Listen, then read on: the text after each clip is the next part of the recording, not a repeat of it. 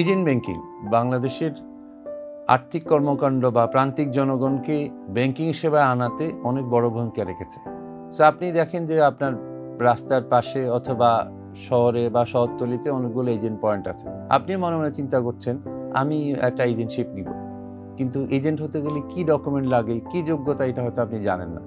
Agent হওয়া আসলে খুব ডিফিকাল্ট কিছু না। এজেন্ট হতে হলে আপনি ইজিলি একজন এজেন্ট হতে পারেন যদি আপনি একটু সচ্ছল হন আর্থিকভাবে, আপনার কাছে ওয়ার্কিং ক্যাপিটাল থাকে 5 থেকে 10 লাখ টাকার মতো, আপনার একটা ট্রেড লাইসেন্স আছে, তাহলে আপনি এজেন্টশিপ নিতে পারেন।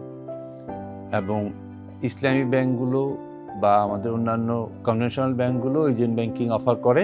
আপনি যে কোনো ব্যাংকের সাথে যোগাযোগ করেই যে ডকুমেন্টগুলোর কথা বললাম ওই ডকুমেন্টগুলো নিয়ে যোগাযোগ করলেই আপনি এজেন্টশিপের জন্য আবেদন করতে পারবেন।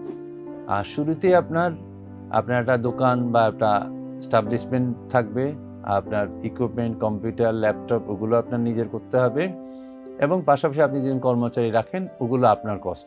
কিছু কিছু ব্যাংক যেটা করে আপনার ব্র্যান্ডিংটা করে দেয় ব্যাংকের খরচেই, ইভেন সাইনবোর্ড বা বায়োমেট্রিক ডিভাইস এগুলো ব্যাংক দিয়ে থাকে, আবার অনেকগুলো ব্যাংক সেটা এজেন্টের উপর নির্ভর করে, এজেন্টই নেয়।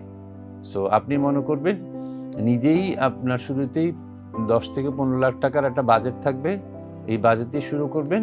আস্তে আস্তে নর্মালি 6 থেকে 12 মাসের মধ্যে আপনি ব্রেক ইভেনে আসবেন বা আস্তে আস্তে আপনার ইনকাম শুরু হবে। নর্মালি 1 বছর পরেই আপনি প্রফিটে চলে যাবেন। সো এই ক্যালকুলেশনগুলো আপনি জেনেই এজেন্ট ব্যাংকিং করবেন।